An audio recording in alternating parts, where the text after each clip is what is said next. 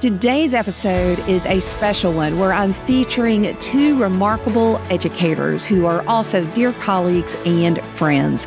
They spent over 100 years of their combined lives teaching children. Miss Grace Adkins, who taught and was the Learning Lab director in Camilla, Georgia, and my fourth grade teacher, and Mrs. Sharon Howard, a kindergarten teacher in Albany, Georgia.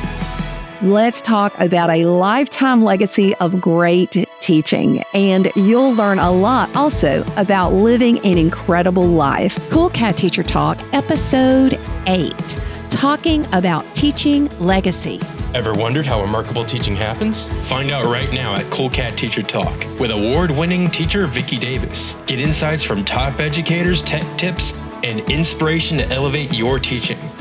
Today's first guest is Mrs. Grace Adkins. She was my fourth grade teacher and just passed away at age 96.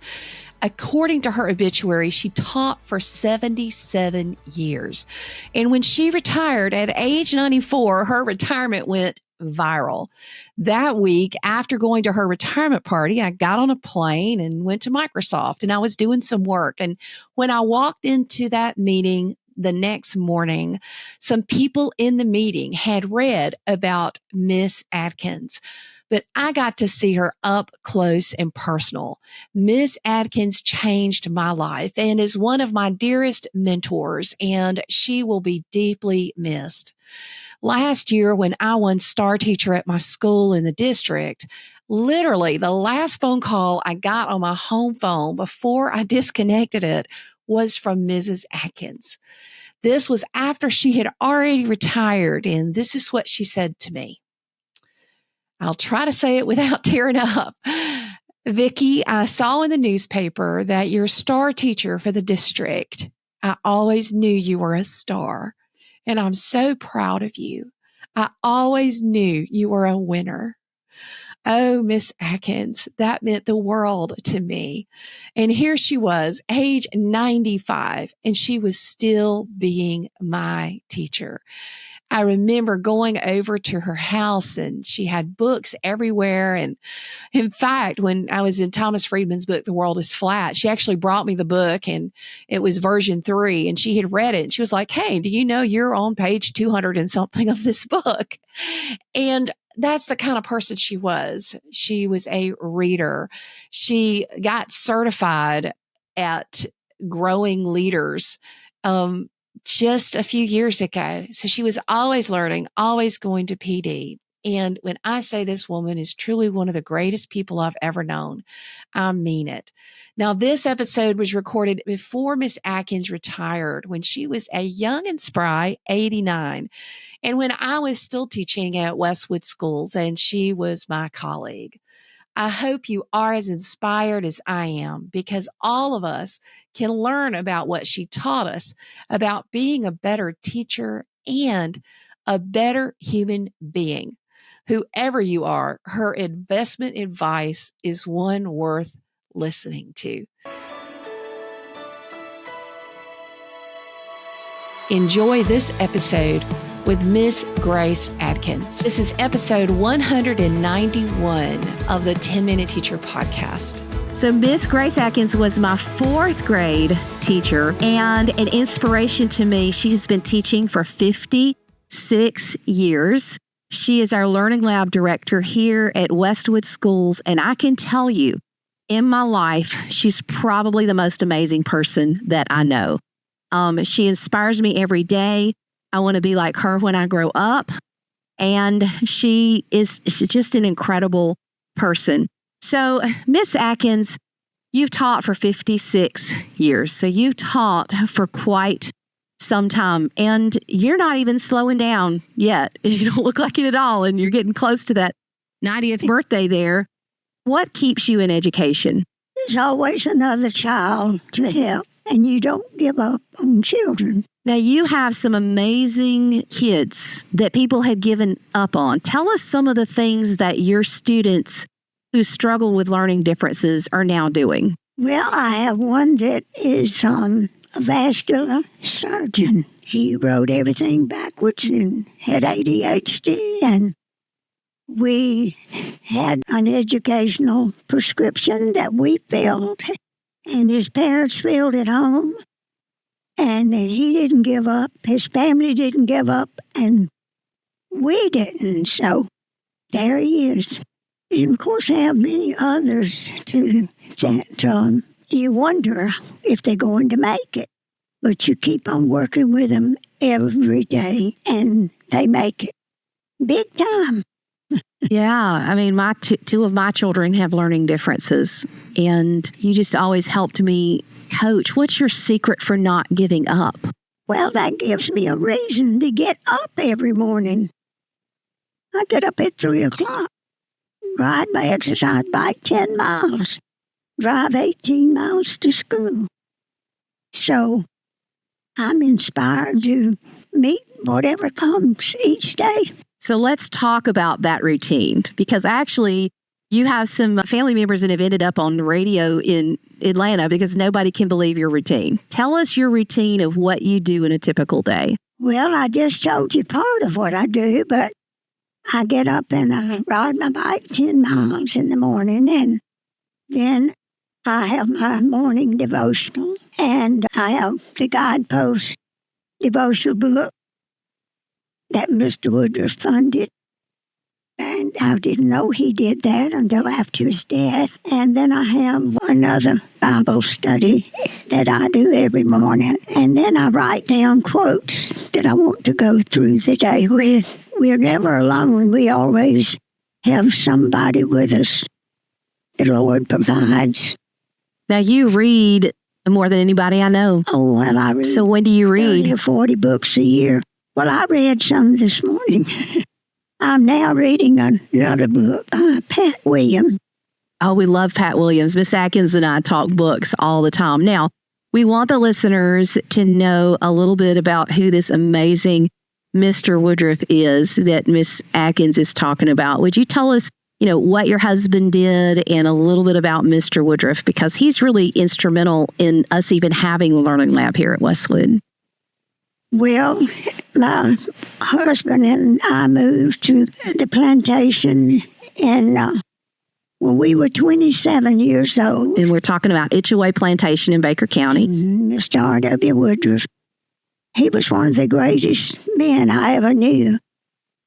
And he wanted to help everybody and make a difference. He started his plantation in 1928, the year we were born, my husband and I. And then my husband was there from age 27 till he died at age 80. He was still a consultant for the plantation. But Mr. Woodruff, when he bought the plantation, started it, saw someone have what they call a rigor. And he asked what was wrong with that man. And they said, well, he has Was it malaria? Yeah. So Mr. Woodruff went back to Atlanta, and then he set up a scientist at the plantation and had a research place to stamp out malaria. Which that went on to become the CDC. And of course, Mr. Woodruff is, his claim to fame, I guess, was as head of Coca-Cola. And I have to say that my husband, Kip, also works at the Jones Ecological Center, which is on Itchaway Plantation now. So we do have quite a love of that. It's just no end of what he's done. Yes, and there's many, many books on Mr. Woodruff. And I think the thing that's amazing about Miss Atkins is that so many of his habits, his habit of reading, his love of people, his desire to make a difference, are all part of who you are too. And you've kind of spread that to us, to me. Mm-hmm. Let's go back to learning differences. I know some people call them disabilities, but I just feel like, everybody learns differently. So you were one of the pioneers in reaching kids with learning disabilities. Tell us what you did. The first year I taught was 1946. And it was my mission from then on to find out why bright children did not always do well in school. I knew they were bright. And so through 1946, That was my mission, to find out. And it took me 30 years because I was in the reading department, and your answers are not in reading. I met a neuropsychologist after 30 years.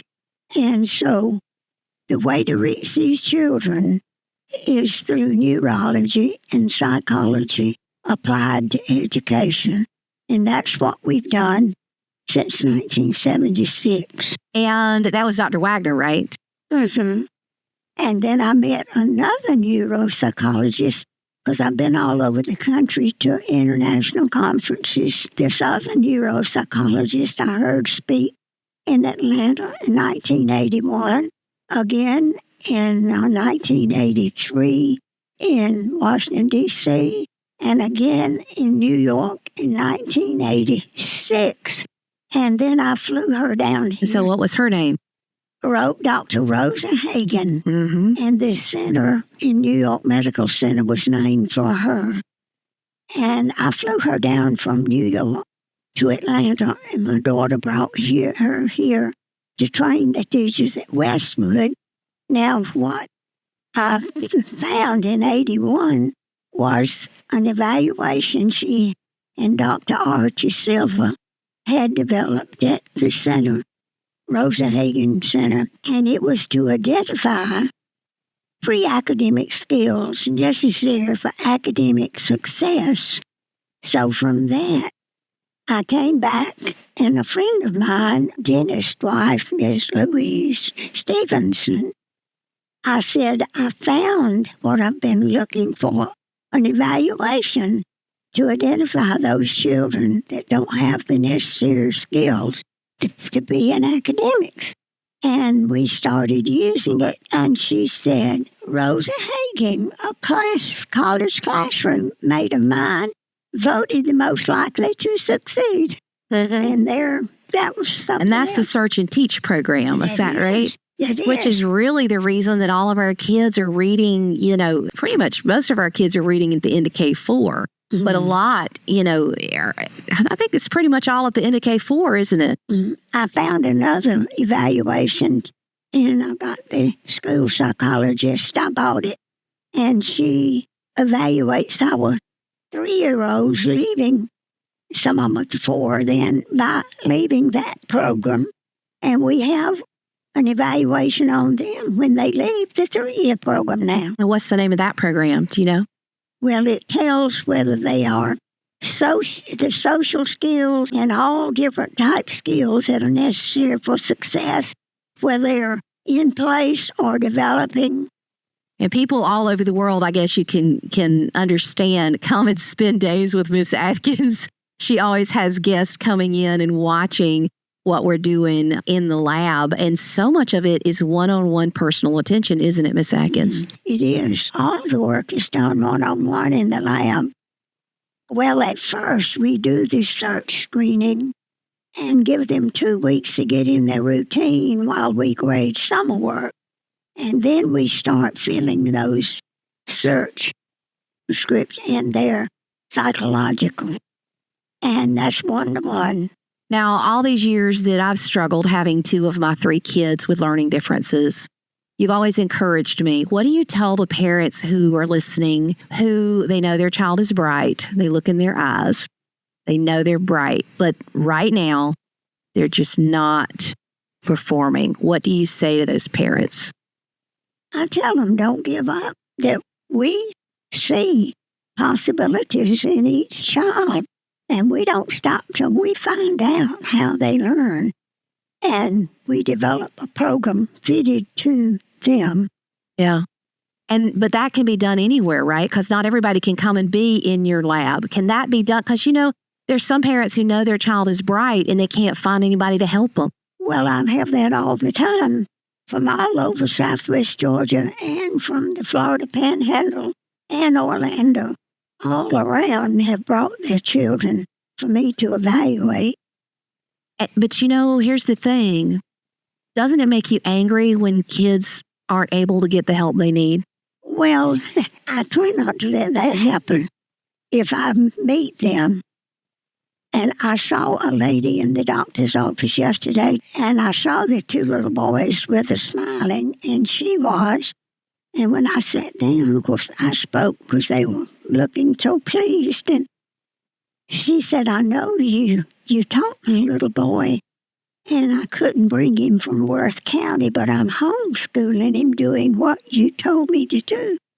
And I told the little boy, he's 6th grade now, and I said, I taught Dr. Goldsmith in 6th grade, and that's who he was seeing. And so the parent is feeling what we have said. So, Miss Atkins, have you ever made a mistake? What do you think your biggest mistake you might have ever made somewhere in that teaching career? Well, I don't know. Every problem I saw, I tried to solve, and I didn't stop until I found a solution. You can't give up when it's a child's life. You know, one of my students on the board told me the other day, I know the artist in quotes because you taught me in 3rd grade and 6th grade. Because she always brought artists in and checked them out for the library. And so we all know our artwork because of Miss Atkins. Because it's not just about reading and writing and arithmetic. It's about living life. Got to teach the whole. So as we finish up, I know recently you got certified for growing leaders. So you're still educating yourself. And one time you told me something about how you organize your money. I don't know if you remember the percentages. Well, when I find I have a young lady that does houses, and she doesn't do anybody's but mine now, but said she's going to do mine right. She's gone into photography and made a lot of money going into photography, so she quit doing houses. And the first time this Philip Phillips, she was the photographer. Uh-huh. She came to my house on Saturday, and she walked in and said she was going to give her money to give her first 10% to the Lord, and she's going to give all that money. I said, you've got to get on this 70, 10, 10, 10. You live on 70%. You put 10 on a passbook savings, and you put 10, like if you need a new camera. She said, oh, I do need a new camera. The other 10% is your tithe, isn't it? Giving it to the Lord. Yeah. Yes, tithing. Yeah. 10% to tithe, 10% to passbook saving, 10% to buy new equipment off your lawnmower, buy no more. Yeah. And she said, oh, I do need. Yeah, And I to said- invest in yourself and invest in the things that you need. That's right. And it just makes so much sense. So you're big into motivational books and motivational quotes. You're kind of one of the first people that really, besides my mom, who got me into reading. Who are your favorite authors? Well, Pat Williams, Dr. Henry Cloud, Love Henry Cloud. Andy Andrews, and then those are in the last 10 or 20 years, but I've had some over the years, like Norman Vincent Peale. So, Miss Atkins, as we finish up this interview, you have lived an amazing life. You still live an amazing life. You have more energy than almost anybody I know. And, you know, you're riding all these miles on your bike. And what do you think the secret is to living a great life? Well, first, you put the Lord first and do His will. But then you have to do your part by eating right, exercising, and read. Keep your mind alert. So I read good books, 30 or 40 a year, and share them. So do you think that teaching and working with kids with learning differences for 56 years has been worth it? Oh, yes. And that's what keeps me going, is my family and my people connections with my children at school and my church. Well, Miss Atkins is one of is remarkable. And I talk all the time about being remarkable. And I hope you can see that having her in my life, inspiring me to be more remarkable. I don't even feel like I hold a candle to you, Miss Atkins. You always inspire me. I remember one time somebody said they went off with you with some professional development. Maybe it's been 20, 30 years ago, and they woke up at 5 a.m. and you were jumping rope. And I think you were in your 50s then. So you were a spring chicken. and you're jumping rope, and you've always exercised. You've always worked hard to eat right. And you are just amazing and doing so well. And you're still transforming lives. And it's just who you are. Well, I couldn't take my exercise bike with me, but I had my trampoline. So I had a mini trampoline. I would jump rope, jump on the trampoline every morning before I came to school and ride my bike. But I could take my rope with me. That's right. That's right. Well, I hope you've enjoyed getting to meet Miss Atkins. She's an amazing woman. I love her very much, and I'm very grateful for her role in my life because honestly, I went to her my junior year. I didn't have the SATs I needed to go to Georgia Tech, which was my dream college. And way back, this was back in 85, 86, she actually had computer software to help me improve my SAT score. And my score went up about 200 points with a lot of hard work. I was able to go to Georgia Tech, and now I'm back here. So you could say that I wouldn't be anything at all really without Miss Atkins believing in me and helping every child. And I think that's what it's about. It's about reaching every child where they are and helping them meet their needs and to be the very best that they can be. So thanks for listening. Mrs. Atkins always said that every child was a winner. She knew that every child had the capacity to win inside them. Let me tell you about another inspiring educator, Mrs. Sharon Howard. When I sat down with her for this next interview, it was in 2021 as she was retiring from a 44-year career as a kindergarten teacher at Sherwood Christian Academy. And that year, in 2021, she actually did not miss a day of in-person school. Back when I started at Sherwood Christian Academy as their IT director and computer science and digital film teacher, I was looking for the teacher leaders. Much of this comes from what I learned from Kerry Patterson in his book, The Influencer, where he talks about the informal leaders who drive a school. Mrs. Howard was one of those leaders, and I knew that we would be successful in technology transformation when she told other teachers in the school that she could and would innovate like a turtle, and she would learn new things about technology. And then she went on to lead the school to create a program where every kindergarten student could use a Kindle device to read and play educational games. She became a technology leader not because she loved technology, but because she loved children and knew we needed to harness technology to teach children the best. Mrs. Howard taught K-5 kindergarten, and her children learned to read from the first day. I thought of Ms. Howard when I read research mentioned by organizational psychologist Adam Grant in his book, Hidden Potential, The Science of Achieving Greater Things. He shared how studies reveal that the influence of a kindergarten teacher extends far beyond the classroom, potentially forecasting an individual's financial success in adulthood. For a class of 20 students, an above-average kindergarten teacher could be worth an additional lifetime income of $320,000. If you look at her results through the years, you will see that Mrs. Howard is an exceptional teacher.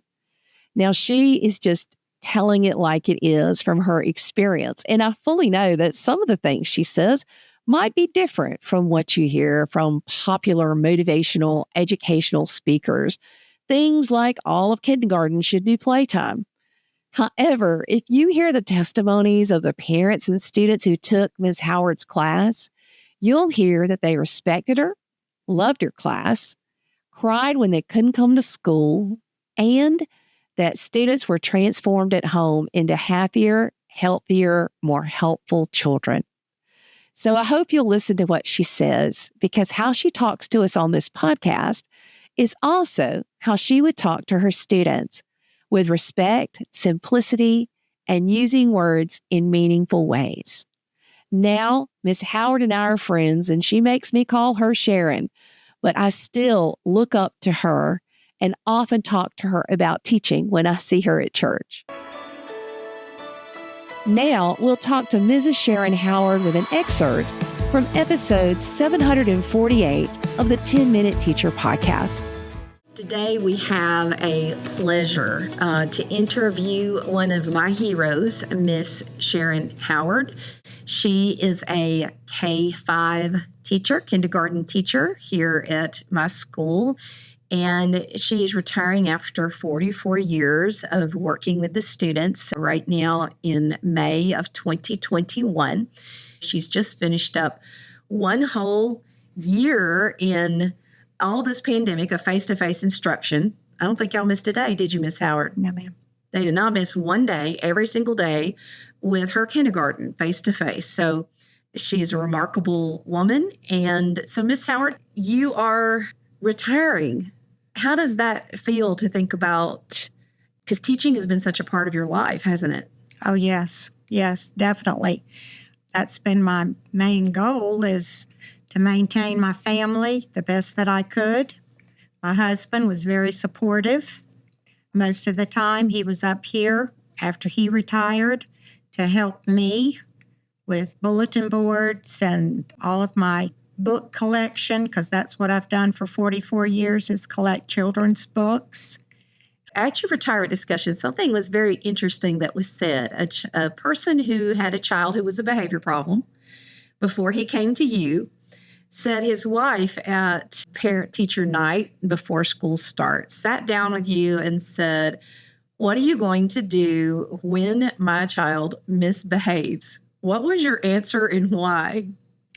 Well, I just explained to the mom, she wanted to know my discipline procedures. And I said, I don't plan on having any discipline issues. Right from the very first day of school, I set high standards for my children. And I think a lot of it has to do with the way that I talk to them and come across, meaning business, that this is big school now. This is not daycare. And I give them a sense of confidence and excitement for what we're going to do, what we're going to learn. And our day always started with our Bible, which set the tone for the rest of our day. And was a star student. I had no problems with him. Yeah. So literally your plan was not to have a discipline problem. That's true. Now, all children are different. They come to you with all different personalities. There are some who like to take charge, but that was part of my strategy, is setting up where I stood in the class and what I expected of them. And yes, if there were times where somebody was trying my patience to see how far I would go, I gave them 3 strikes and you're out. So if I had to speak to them 3 different times for the same offense, then that meant 3 times and you will give me some of your playtime. Okay. Does that happen very much? No. Did it happen any this year? No. None this year. Not even once? Not even once.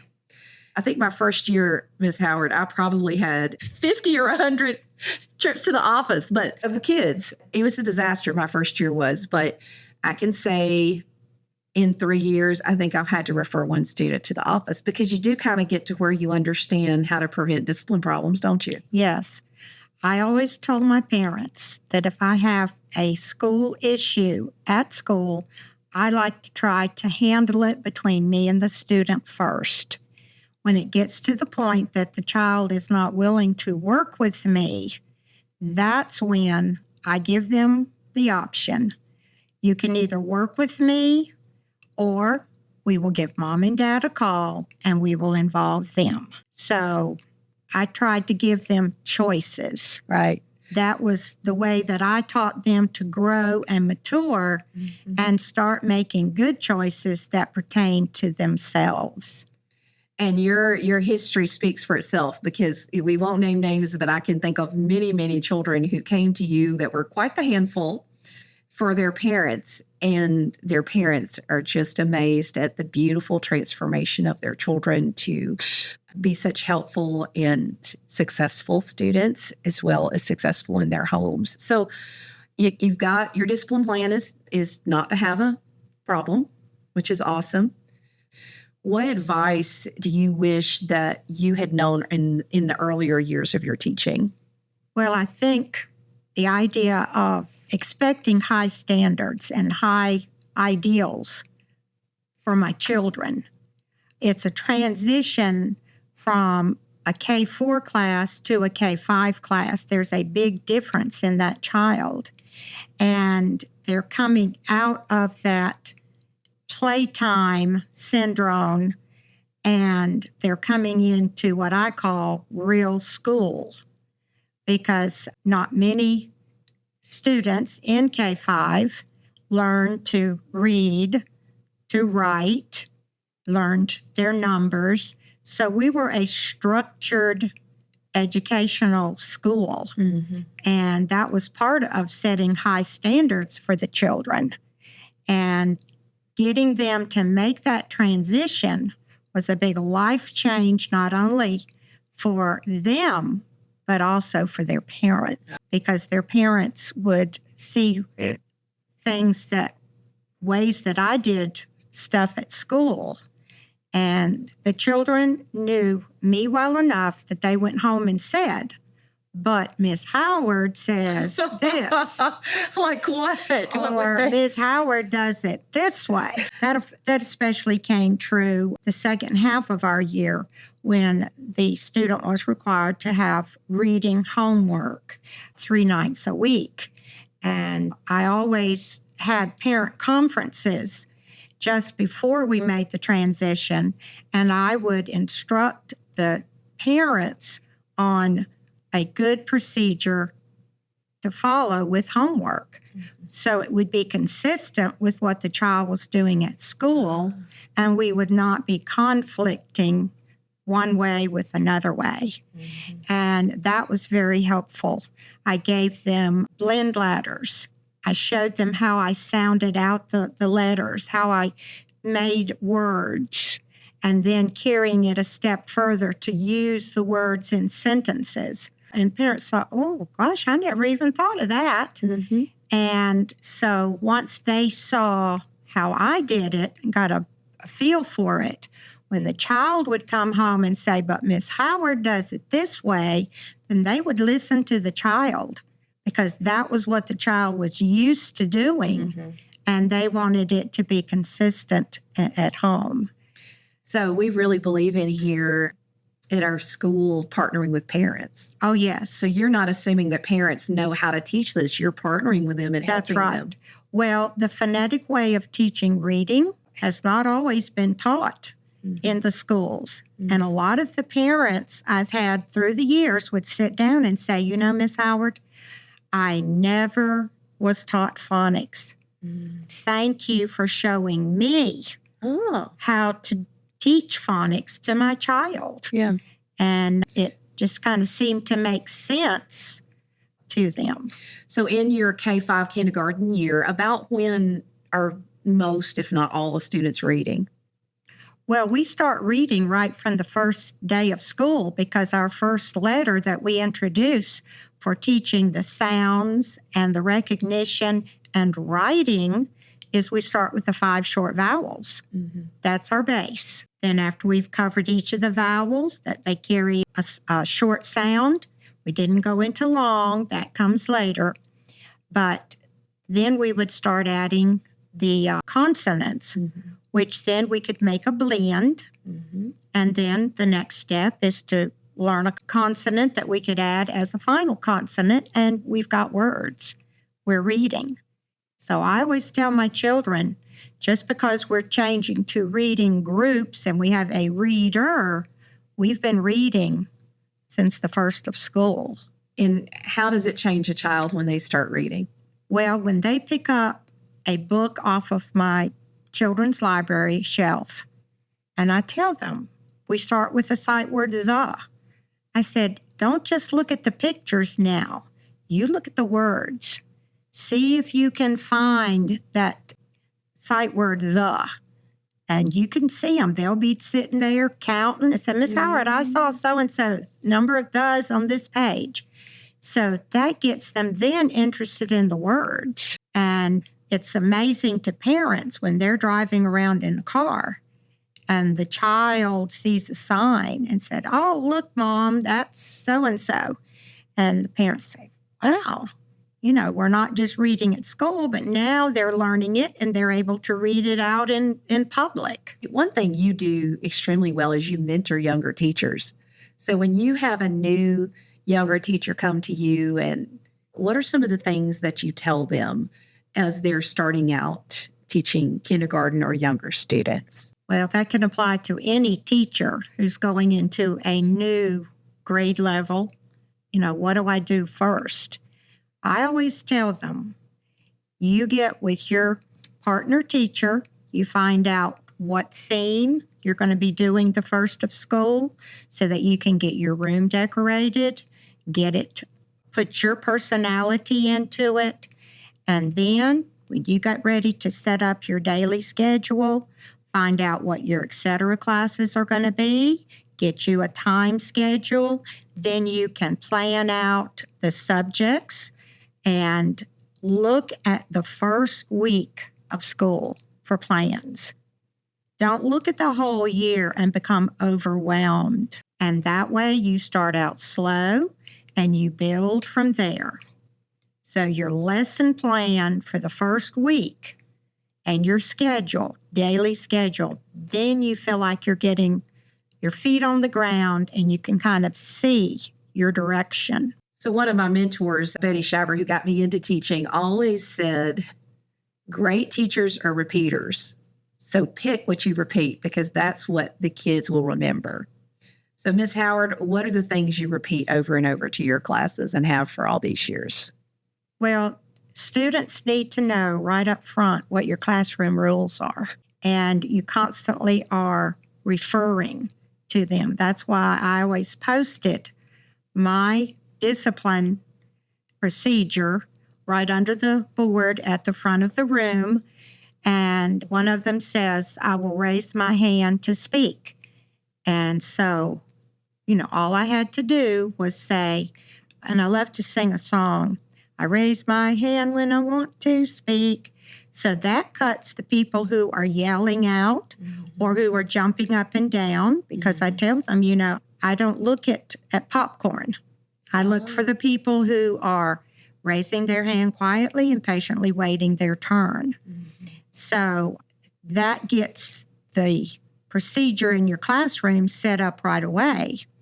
And then that just continues. I know in earlier days, I would sing a lot of my directions because that gets their ear to something else. They hear you constantly speaking and you start giving out reminders or directions.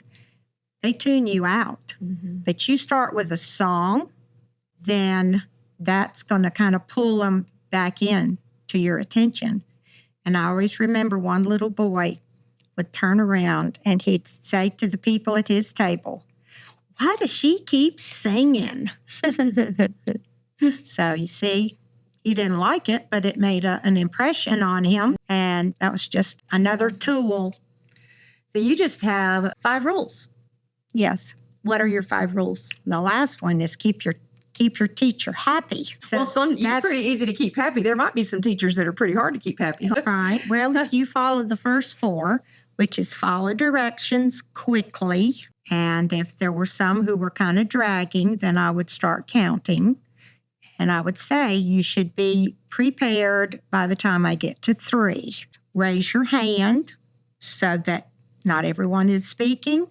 And I also like to start teaching them public speaking in K-5. And that meant that when we were having large group learning time in phonics or in Bible or numbers, and I ask a question, I would ask them to please stand to speak. So that kind of gave them some confidence. They had to think on their feet, what am I going to say? How am I going to say it? That also helped then later in the year when we had reading groups. they would stand to read out loud. That kind of gives them the floor. It gives the others a chance to hear them. Some of the shy ones, I would teach them to project their voice so that we could all hear them.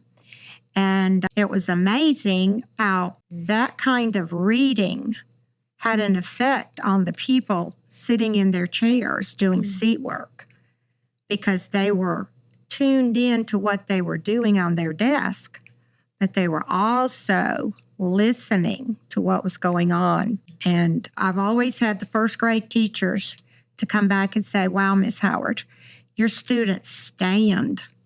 When I asked them a question, they said, I love it. You know, everybody's expected to do public speaking. Right. Even when you meet someone for the first time, you need to be confident and you need to know, how to think on your feet. So I like to start that in K-5. That's another way of teaching this group that they're in big school now. Yeah, I love that. So raise your hand for permission to speak. And then you have rule number 3, raise your hand for permission to leave your seat. Right. If they need to use the restroom, or they need to get a tissue, or they need to get project off of the cabinet, that just kind of gives them permission to get up and walk around. They didn't just have free-for-all and just get up. And like during reading groups, I had a rule. If we had a color cut and paste project, then they held their scraps in the corner of their desk until we either changed reading groups or reading groups were over. That way you don't have people being distracted in seat work time or in the reading group. And then you have make smart choices, number 4, and keep your dear teacher happy, number 5. Right. You see, K-5 is also a time where they're thinking about choices. Just like when I discipline a child, I always tell them why they can't do whatever they're trying to do. And second, I want them to think, do I want to keep acting silly, or do I want to play the full time out at PE? Now, later in the year, the timeout kind of gets a little bit boring for the K-5.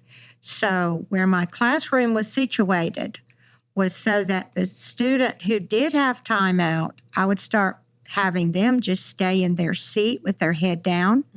All the while, they could hear what was going on the playground. They could hear them running and playing. And so, So but you don't have to do that a lot, because, there's some folks who say, oh, don't take away playground. It's not like you have to do it much. No, that's why you want them to make the choice. But you're putting it out there that if they decide, no, I don't want to stop, then it was their choice to stay in.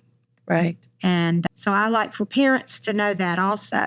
So you teach public speaking, which most people would say, wow, for kindergarten. Of course, you teach the structure of learning. You help the parents learn how to teach the phonics and set those procedures so that you can consistently partner together. Now, this year, truthfully, so many people were expecting that you would retire last summer, 2020, with the pandemic going on, and nobody would have blamed you, because you work with 5-year-olds. And yes, they wore their mask, but you know how well they wear their mask. They're 5 or 6. So tell us a little bit about why you decided you needed to teach one more year.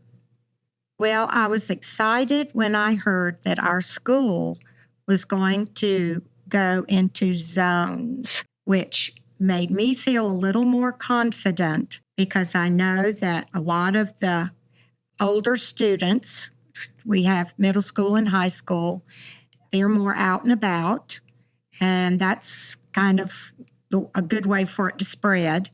And I like the fact that the preschoolers were in their own wing.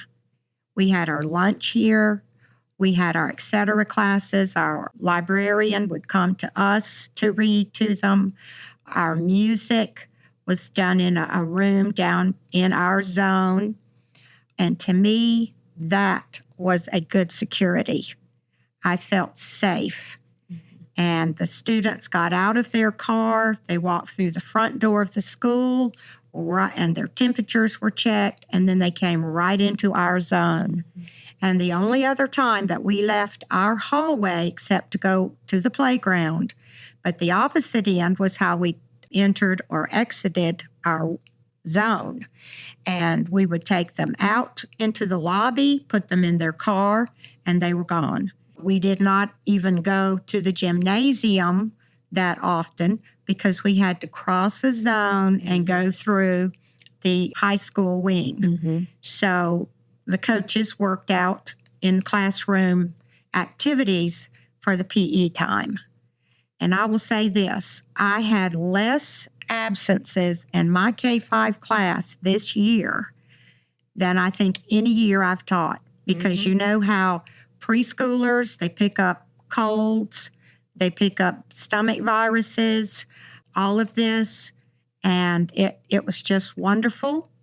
Most of my students were here every single day. Yeah. Now, some of them would go out of town with their parents and maybe miss a Friday or something, but there were no cases of flu. So I was very strict, as everyone was, about cleanliness. And we had our own space. And during activity time, they could stand at their desk and kind of talk to their neighbors around their neighborhood. But they did not pair up and sit together and play with the same activity. And then each day, the activities that they used, I would give them a name stick, and they would put the name stick in the top of their activity container. And they used that activity for the week on the days that we had morning activities. Then at the end of the week, I would take the name sticks out and then put the activities out in the hall, and our aide would come and disinfect each set. So then on Monday, everything was fresh and clean, and we started over. Lunchtime was done right at our own desk. They did not get up and walk around, but when they were finished with their food, I picked up their trash with gloves and mask. I didn't let them get up and start walking around and dropping stuff. Every one of my children came in knowing how to wash their hands. Isn't that awesome? So I knew that parents had been working with them at home, and they would stand there and they would do the 20-second or better washing time, and we just had good disinfectant that I started the day with. They came into a clean desk. They had their own separate cubbies to hang their coats, put their lunchbox, their book bags, and their rest mats also stayed separated. So it was just a wonderful year. This year, I feel at peace with this decision that I have made, as does my husband. Now, I'm in the process of setting up a resource room to leave with my preschool department. My collection, over 44 years of collecting children's books. I'm sitting right now around 12 huge tubs full of books, and they are already correlated to go with our resource units. They're numbered, and they're going to set up a resource room so that the preschool teachers will have access to the books, because that was another very, very important learning tool to me, was reading to my children. Yeah. They always said, "Oh, Miss Howard, do we have time for a story?" And story time was an important time as well. So as you look back over the 44 years, you know, every teacher should have things they stand for. What do you feel like the things are that you stand for, you and your career as a teacher? Well, first and foremost, I would like to be known as a teacher who loved the Lord, who saw to it in her classroom that her children were spiritually settled in a good foundation. I like to use my Bible time not just to tell a Bible story of what happened back in Bible days, but how does that Bible story relate to me today? What can I learn from that Bible story? And the verses that we learned to memorize and sing, how does that apply to me? And my theme for my children for many years has been, God has a plan for your life, and you need to stay in the Word. And, they'll say, but Miss Howard, I don't know what I want to be when I grow up. I said, that's fine. I said, but God is working with you. God's giving you interests that will give you ways that when you're older, you'll know what God has given you the desire to do. And I said, that's the way He leads you into where He wants you to go. So that has been my theme. Yeah. Yes. And you had a graduating senior last year who was quite rambunctious as a K-5 and named you his star teacher. Yes, he was. And I always used him as an example to my children because our media center sets up a summer reading challenge. And the parents are to write down the books and the number of pages that the children read during the summer, and they bring that list back to their first grade teacher, and then awards are given first, second, and third place for the children in first grade who read the most pages. And the day that I introduced summer reading group to this young man, he got in the car and he said, Mama, I'm going to win that trophy in first grade. And she did not have to remind him, ask him had he read.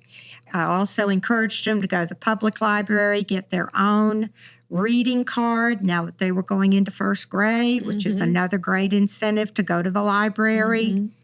And he did win that first place award. And his mom said, I never had to encourage him or remind him. So, yes, it was a surprise. You never think of a senior in high school remembering what happened in their kindergarten class. Yeah, you're getting ready to hand off to another generation of teachers.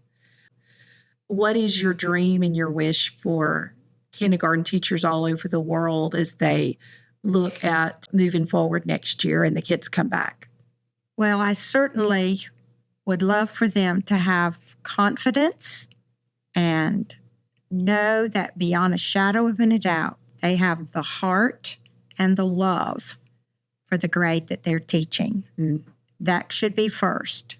When you feel that you're in the right place, then you're going to feel happy and encouraged, and that's going to get your creative juices going so that you can make and enhance your curriculum, enhance your program, give them those little extra things that make the kids want to jump out of that car in the morning and get to school. I mean, I've had children cry because they woke up with a fever and couldn't go to school, but I want to go see Miss Howard.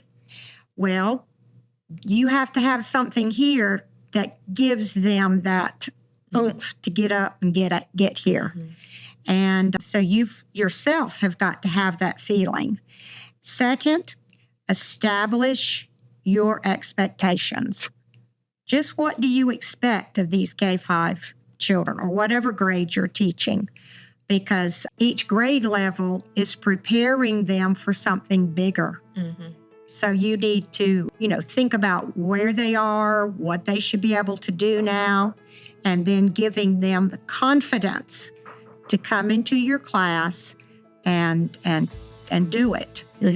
But the love for you for teaching has got to start in your heart.